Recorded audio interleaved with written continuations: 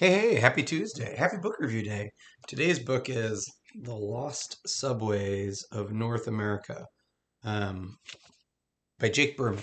I had to double check that. And this is one of my favorite kind of books where it's nonfiction and it tells a story of something that kind of hides in plain sight, um, that people overlook or forget about.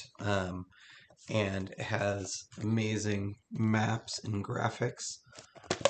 Basically, what he does is he goes through 20 US cities and three Canadian ones, Montreal, Toronto, and Vancouver, I think, and looks at their subway systems, or elevated trains or light rails or whatever. And most of these are systems that were developed at one point and either never fully developed for various reasons, political or financial, um, or um, were developed and then let deteriorate, or were built and then repurposed. And it all kind of stems from the author, Jake Berman, sitting in traffic in Los Angeles going, why don't we have better mass transit? And then learning that Los Angeles had at one point the largest mass transit system.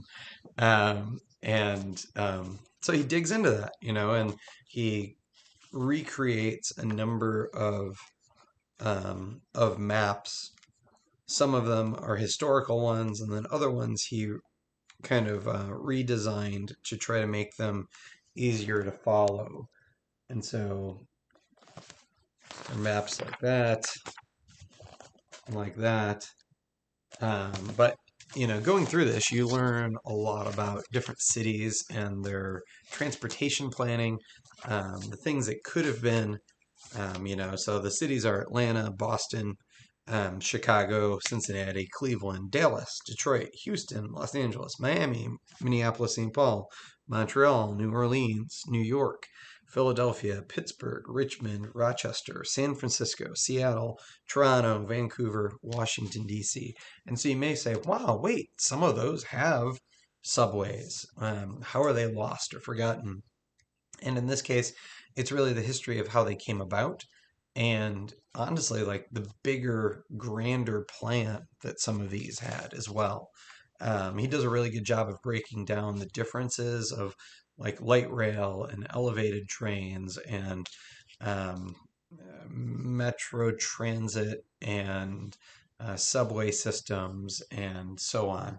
And so it was a super interesting book, combines history, looks at like the political aspects of mass transit, talks about the benefits of mass transit. There's an essay in there that kind of compares other countries' um, perspective on it, and then at the conclusion, kind of looks to the future of where we are developing them. And I live in Minneapolis, or around the Twin Cities area, and light rail is all a buzz, and we are in different places of the country trying to develop these high speed loops and that kind of stuff. And so it'll be interesting to see what comes from it. But a lot of the subway things were in the 20s to 1950s.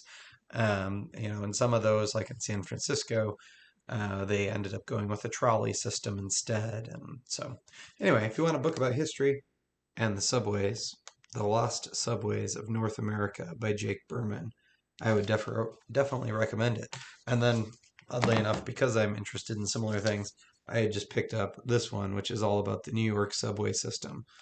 John E. Morris. So I haven't finished this one yet, but it's a nice partner to The Lost Subway. So, what are you reading?